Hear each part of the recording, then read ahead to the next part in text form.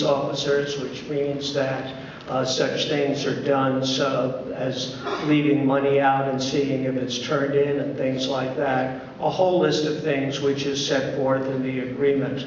Well, when we started this agreement, I want to emphasize this agreement was not written by John and me alone. We had police experts, the police had police experts, including the former head of Internal Affairs in New York City, and the Oakland Police Department, the City Council, and the mayor all signed off on this and said they could do it.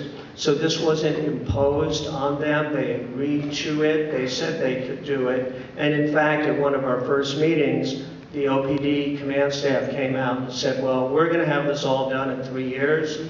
Here are the compliance. We don't want 80% or 90% compliance rates. We want 100% compliance rates. Since then, however, they begged us to go to 80 or 85 or 90. But at that time, they wanted 100. And I looked at this and I said, you can do this in all this time, in such a short time? And they said, yes.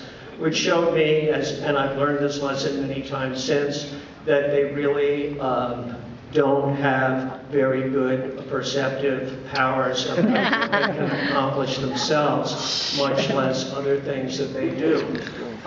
So this thing, we did get all the policies written, and they were approved, and we approved them. They are good policies. They were trained in the policies, and then came a part where they were supposed to do what the policies said.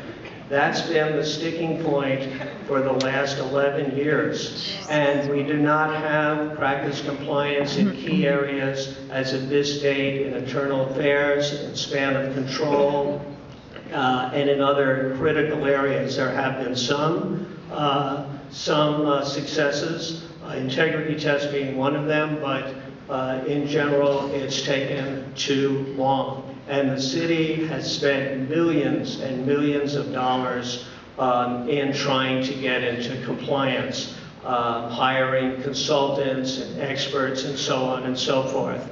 The first independent monitoring team lasted 6 years. They were paid a phenomenal amount of money, and then they just walked out. The second monitor team, the police department, begged us for this team. They consisted of all police officers, former police officers largely from the East Coast and the Midwest. And I had a real problem with that, but after doing a lot of investigation, I said yes. John said yes. And within a month, they were fighting with them too. And they have not found them in compliance as well. And this thing is going on and on. I've met, I don't know how many hours with them, trying to get them into compliance with limited success. In January of this year, John and I announced that we are going to move for receivership if there's not a radical improvement in this calendar year. And we're doing that, frankly, because we've gone to meetings for 8, 9 years. This is the 9th year. And we need to see some real commitment by these officers who are not paying for this, because as a previous speaker said, they don't live here, most of them. I live here for 31 years. We're all paying for this. And unless it's successful, we're simply not going to do it. What is a receivership going to look like? That's hard to say. There's not a single police department in the whole United States that's ever been placed in receivership. But Oakland may be the first. The California prison health system, which is a travesty, has been put in receivership under Judge Henderson, which they're still under, and there have been significant reforms. It's not necessarily going to be a federal takeover. I don't know that the federal government is going to come in here. It may be a private person.